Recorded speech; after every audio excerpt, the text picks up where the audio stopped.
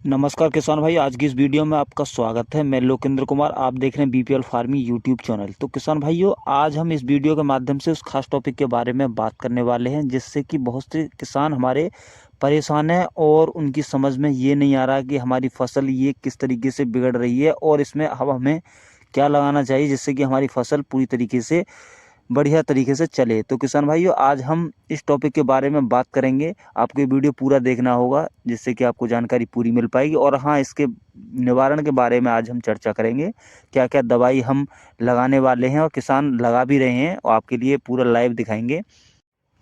तो किसान भाई, बात कर लेते हैं अब उस टॉपिक के बारे में। तो हमारी जो फसल होती है वो काफ़ी कमज़ोर दिखने लगती है और हमारी जो फसल है उस पे पत्ते जो होते हैं वो पीलापन और हल्के हल्के धब्बे ब्लैक कलर के आपको दिखाई देने लगते हैं, जो कि किसान भाइयों वो एक कमजोरी की वजह हो जाती है। जो फसल हमारे खेत में यानी कि आलू की फसल जब हम करते हैं तो उसमें पहली बार जब फसल होती है उसमें पूरी तरीके से फसल नहीं हो पाती है और उसमें जैसे कि गोबरी खाद का ना डलना और पूरे माइक्रोन्यूट्रेंट पौधे को नहीं मिलना, वो एक वजह हो जाती है जो पौधा इस तरीके से चलता है। तो किसान भाई, इसकी पहचान हमारे लिए इस तरीके से होती है, यानी कि बीमारी की जो पहचान है वो हल्के हल्के धब्बे आपको ब्लैक कलर के दिखाई देने लगेंगे और धीरे धीरे जो पौधा है वो पीला पड़ने लगता है, यानी कि पत्ते जो पीले होते हैं वो शुरुआती स्टेज में नीचे से आपको दिखाई देंगे और बाद में वो ऊपर की ओर खिसकते जाते हैं। तो हम समय पर इस माइक्रोन्यूट्रेंट की जो कमियां होती हैं उनको पूरा कर देते हैं तो हमारी जो बीमारी है वो रुकने के ज़्यादा चांस हो जाते हैं इसके, और पौधा हमारा पूरी तरीके से ठीक होने लगता है। तो किसान भाइयों, हमारे लिए क्या क्या लगाना चाहिए वो सब चीज़ें अब हम बात करते हैं। तो किसान भाई, बात कर लेते हैं माइक्रो न्यूट्रेंट के बारे में। ये विजेता कंपनी का है और ये आधे किलोग्राम यानी कि 500 ग्राम प्रति एकड़ के हिसाब से लगता है। बात कर लेते हैं दूसरा माइक्रो न्यूट्रेंट दयाल कंपनी का है, इसका जो नाम है वो वेजमोर है। तो किसान भाई, ये 250 ग्राम प्रति एकड़ के हिसाब से खेत में काफ़ी अच्छा काम करता है। तो किसान भाई, बात कर लेते हैं अब तीसरा जो हमारा प्रोडक्ट है वो हम लेने वाले हैं जो काफ़ी अच्छा काम करता है खेत में, जो हारू है। तो किसान साथी, इसमें जो टेक्निकल होता है वो टेबुकोनाजॉल होता है 10% में, और सल्फर की मात्रा भी इसमें इंक्लूड होती है, 65% में इसकी मात्रा होती है WG में।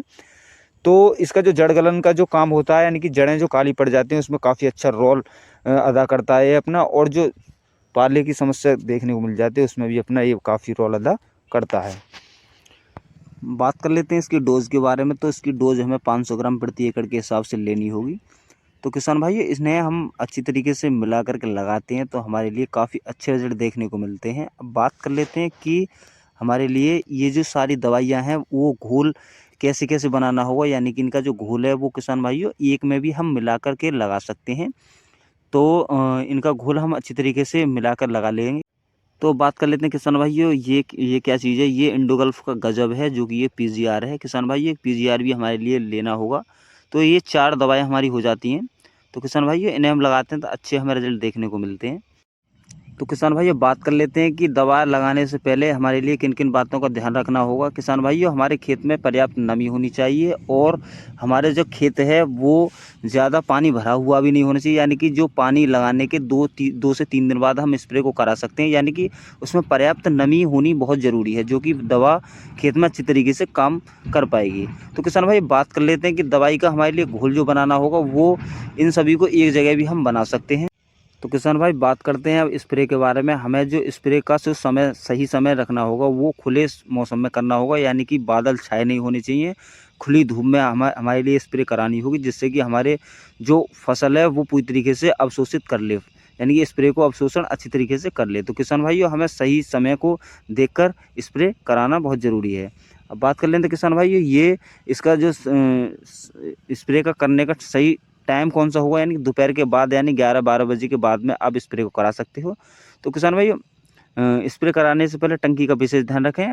टंकी को 2-3 बार खंगाल लें, यानी कि पानी से साफ़ कर लें जिससे कि जो पुरानी दवा है वो पूरी तरीके से साफ़ हो जाए। तो किसान भाई, ये सब जो जानकारी थी वो आपके हित में थी, यानी कि जो भी किसान भाई के लिए जानकारी अच्छी लगी हो तो इस वीडियो को लाइक करें और इसमें छोटा सा एक कमेंट जरूर लिख दें जो कि आपके मन में क्वेरीज आ रही हो। तो किसान भाई, आज के लिए बस इतना ही। मिलते हैं किसी नई वीडियो नई तरीके के साथ में। सभी किसान भाइयों राम राम, जय हिंद, वंदे मातरम।